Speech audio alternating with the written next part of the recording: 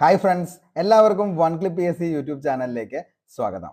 തമ്പനയിൽ കണ്ടപ്പോൾ തന്നെ നിങ്ങൾക്ക് മനസ്സിലായിട്ടുണ്ടായിരിക്കും എന്താണ് കാര്യം എന്നുള്ളത്. എൻറ്റയർലി ഡിഫറെൻ്റ് ആയിട്ടുള്ള ഒരു ടോപ്പിക്കാണ്. നമ്മുടെ ഈ ചാനലിൽ ഇന്ന് വരെ നമ്മളിത് ചെയ്തിട്ടില്ല. എങ്ങനെ കറക്കി കുത്തി ലിസ്റ്റിൽ വരാമെന്നുള്ളത്. ഇത് നമ്മൾ പ്രോത്സാഹിപ്പിക്കുന്നൊന്നുമല്ല.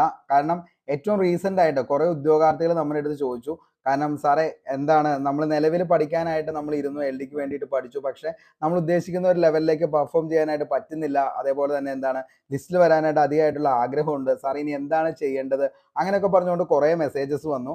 അപ്പോൾ ഇന്ന് നിലവിൽ ട്രെൻഡിങ് ആയിട്ടുള്ള ഒരു സംഭവമാണ് ഈ പറയുന്ന കറക്കിക്കുത്ത്, അതേപോലെ തന്നെ എലിമിനേഷൻ ടെക്നിക്കൊക്കെ എന്ന് പറയുന്നത്. അപ്പോൾ അതൊക്കെ നമുക്കും എന്തുകൊണ്ട് അതൊന്ന് അപ്ലൈ ചെയ്ത് കൂടാ, അതിന് വേണ്ടിയിട്ടാണ് ഈ ഒരു വീഡിയോ എന്ന് പറയുന്നത്.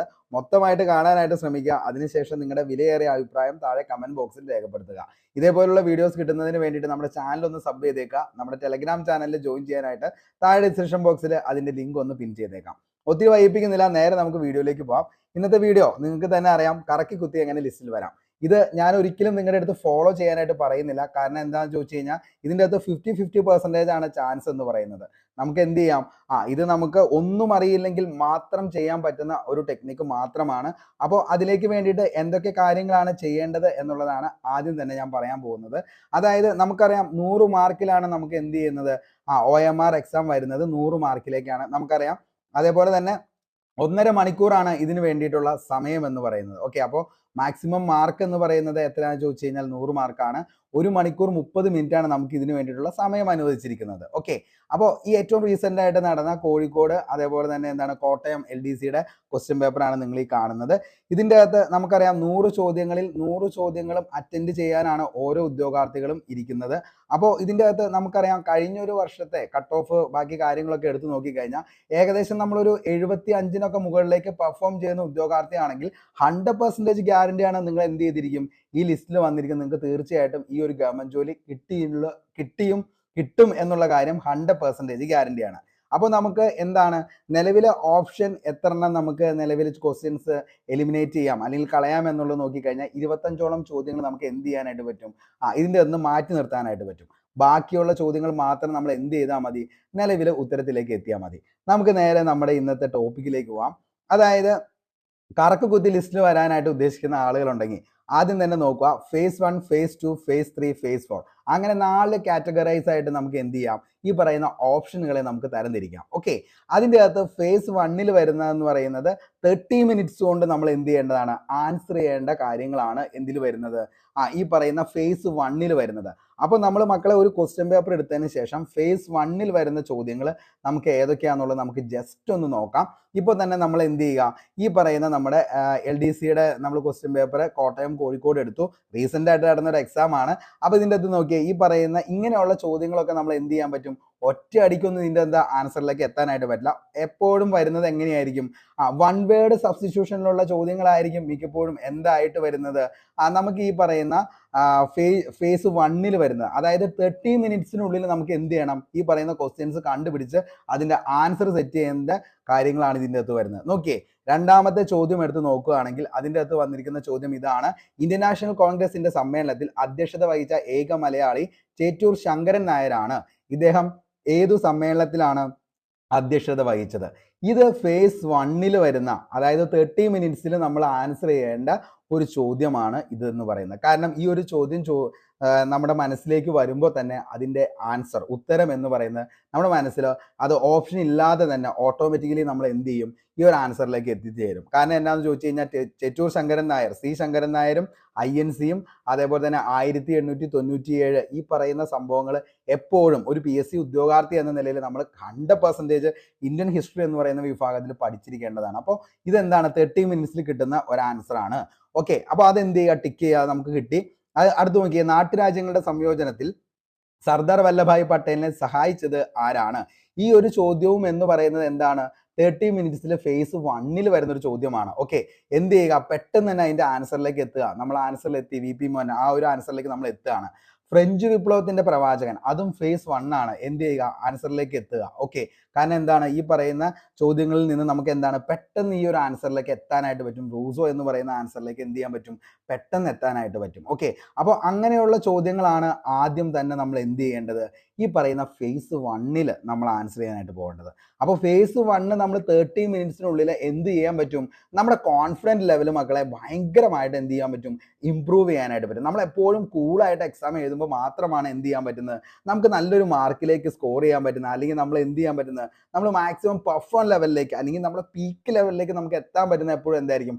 കണ്ടിന്യൂസ് ആയിട്ട് ശരിയായിട്ടുള്ള ഉത്തരം ചെയ്യുമ്പോഴാണ് നമ്മൾ എന്ത് ചെയ്യുന്നത്? ഭയങ്കര സന്തോഷമാവുന്നത്, നമ്മുടെ മൈൻഡ് റിലാക്സ് ആവുന്നത്, നമ്മൾ എന്ത് ചെയ്യുന്നത്? നല്ലൊരു ലെവലിലേക്ക് എത്താനായിട്ട് പറ്റുന്നത്. അപ്പോൾ എന്ത് ചെയ്യുക? ഈ പറയുന്ന ഫസ്റ്റ് ഫേസ് 1 വരുന്ന സാധനങ്ങളൊക്കെ എന്ത് ചെയ്യുക? ഇന്ത്യയിൽ ആസൂത്രണ കമ്മീഷൻ നിലവിൽ. ഓക്കെ, അപ്പൊ ഈ ചോദ്യത്തിലേക്ക് നോക്കി, അതും അങ്ങനെ തന്നെയാണ്. ഇന്ത്യയിൽ ആസൂത്രണ കമ്മീഷൻ നിലവിൽ വന്ന വർഷം എന്നാണെന്നുള്ളൊരു ചോദ്യം വളരെ സിമ്പിൾ ആയിട്ടുള്ള ചോദ്യമാണ്.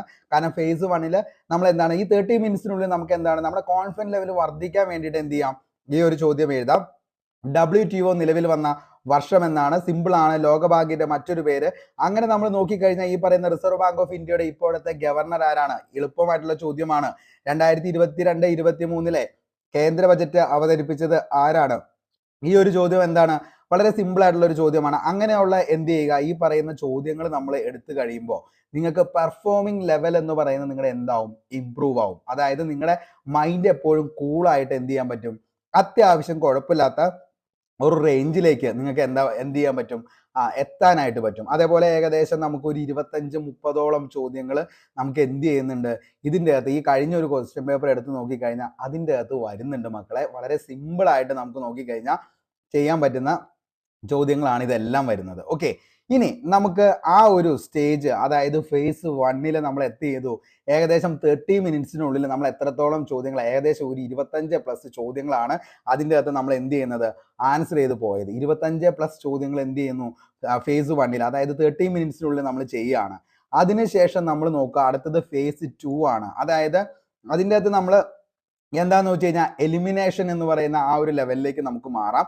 അതായത് ഇപ്പൊ നിലവിലൊരു ചോദ്യം കണ്ടു, ആ ചോദ്യം കണ്ടു കഴിയുമ്പോൾ അതിൻ്റെ അകത്ത് നമുക്ക് എന്തില്ല, നിലവിൽ 2 എണ്ണത്തിൽ നമ്മൾ ഓപ്ഷനിൽ ഇങ്ങനെ കിടന്ന് എന്ത് ചെയ്യാണ്? ഇനി അതാണോ ഇതാണോ എന്ന് പറയുന്ന ഒരു ലെവലിലേക്ക് നമ്മൾ എന്ത് ചെയ്യാണ്? മാറുകയാണ്. ഓക്കെ, അപ്പൊ ഫോർ എക്സാമ്പിൾ, കമ്പ്യൂട്ടറിന്റെ ഔട്ട്പുട്ട് ഉപകരണങ്ങളിൽ പെടാത്തത് ഏതാണ്? PDF-ന്റെ പൂർണ്ണ രൂപം. അപ്പോൾ പർച്ചേസ് ഡാറ്റ ഫോർമാറ്റ് ആണോ? പെർമനന്റ് ഡോക്യുമെന്റ് ഫയൽ ആണോ? പോർട്ടബിൾ ഡോക്യുമെന്റ് ഫോർമാറ്റ് ആണോ? പെർമനന്റ് ഡോക്യുമെന്റ് ഫോർമാറ്റ് ആണോ? അപ്പോൾ അങ്ങനെയുള്ള ചോദ്യങ്ങൾ വന്നു കഴിയുമ്പോൾ നിലവിൽ പർച്ചേസ് ഡാറ്റ ഫോർമാറ്റ് അല്ല എന്നുള്ളത് നമുക്കറിയാം.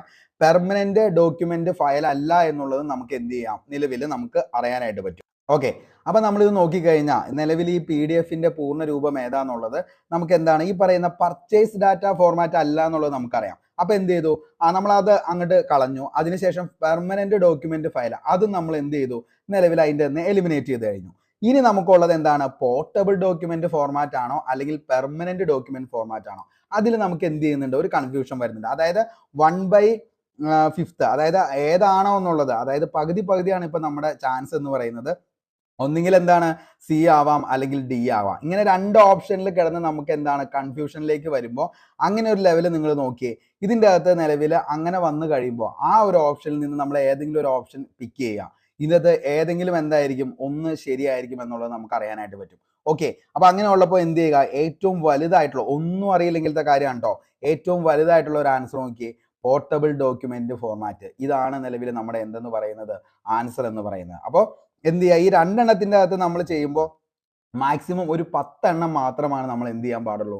ആൻസർ ചെയ്യാനായിട്ട് പാടുള്ളൂ. ഓക്കെ, അപ്പോൾ ഒരു 10 എണ്ണത്തിൽ കൂടുതൽ ചെയ്ത് കഴിഞ്ഞ് കഴിഞ്ഞാൽ, ഇപ്പൊ 10 എണ്ണം ചെയ്യുമ്പോൾ നമുക്ക് എന്തായിരിക്കും? ഒരു 6 എണ്ണം അല്ലെങ്കിൽ 5 എണ്ണം ഷുവർ ആണ്. നിങ്ങൾക്ക് പകുതി ഉറപ്പായിട്ടും അതിൻ്റെ അകത്ത് എന്ത് ചെയ്തിരിക്കും?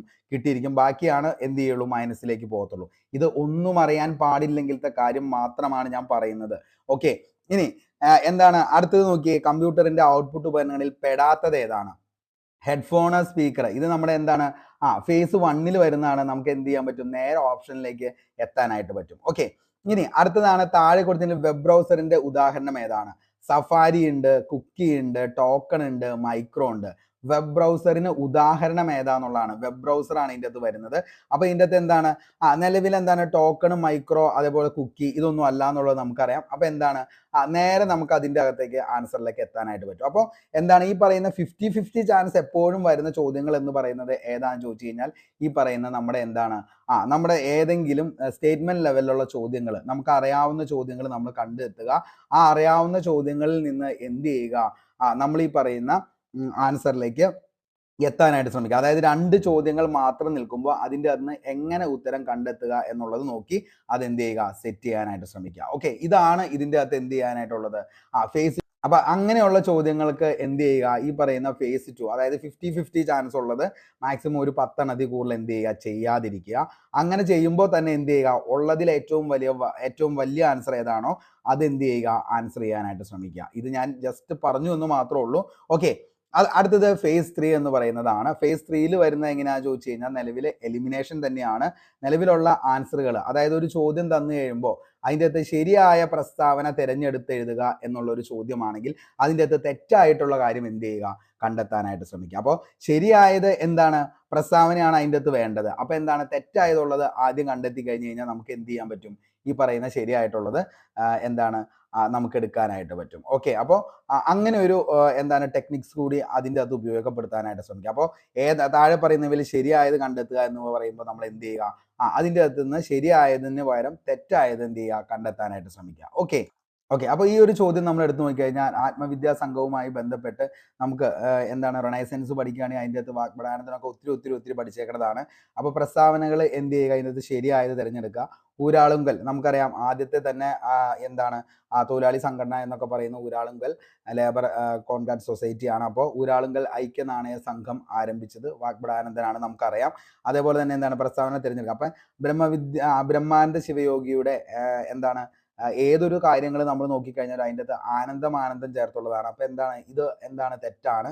അതേപോലെ അഭിനവ കേരള മുഖപത്രം എന്ന് പറയുന്നത് എന്താണ്, വാഗ്ബടാനന്ദൻ നമുക്കറിയാം ഈ പറയുന്ന ഏതുമായി ആത്മവിദ്യാ സംഘവുമായി ബന്ധപ്പെട്ടതാണ്. ക്ഷേത്രപ്രതിഷ്ഠകളെ പ്രോത്സാഹിപ്പിച്ചു അല്ല. അപ്പം 1, 3 ആണ് ശരി. അങ്ങനെയാണെങ്കിൽ നമ്മുടെ ആൻസർ എന്ന് പറയുന്നത് ഏതാണ്, അതായത് എ ആണ് നമ്മുടെ ആൻസർ ആയിട്ട് വരുന്നത്. ഓക്കെ, അപ്പോൾ നമ്മൾ എന്ത് ചെയ്യുക, അങ്ങനെയുള്ള ചോദ്യങ്ങൾ വന്നു കഴിയുമ്പോൾ നമുക്കൊന്നും അറിയാൻ പാടില്ലെങ്കിൽ എന്ത് ചെയ്യുക, ആ ചോദ്യം സ്കിപ്പ് ചെയ്യുക എന്നുള്ളൊരു ഓപ്ഷൻ മാത്രമാണുള്ളൂ.